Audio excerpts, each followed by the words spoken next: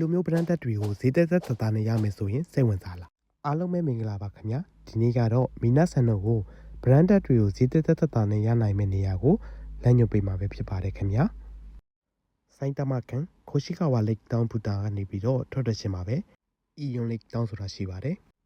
လိတ်တောင်အောက်လက်ဆိုတဲ့နေရာကနေပြီးတော့ညာဘက်ကိုတက်တက်ချောင်းမယ်ဆိုရင်တော့အောက်လက်ကိုရောက်ပါပြီ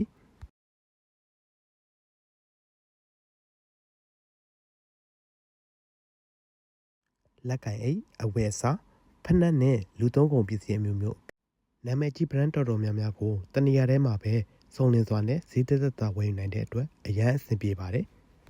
တချို့ brand တွေဆိုရင်50ရာခိုင်နှုန်း60ရာခိုင်နှုန်း65ရာခိုင်နှုန်းမှ80ရာခိုင်နှုန်းအထိကိုဈေးချထားပါတယ်ဒါအပြင် buy 2 get 1 buy 2 10% စရှိသည့် discount များလည်းအသီးသီးရှိပါတယ်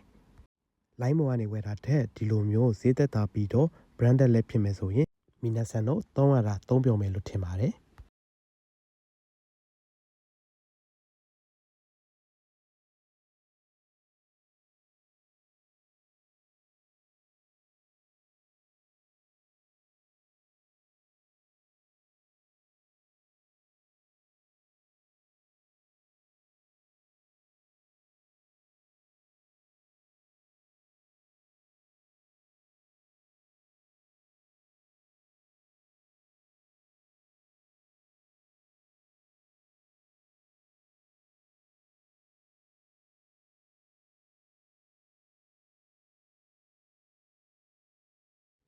ဒါအပြင်မီးဖိုးကြောင့်သုံးပစ္စည်းတွေပါရရှိနိုင်တဲ့အတွက်ဟင်းချက်တာဝါသနာပါတဲ့မီနာဆန်တို့အတွက်အဆင်ပြေမယ်လို့မျှော်လင့်မိပါတယ်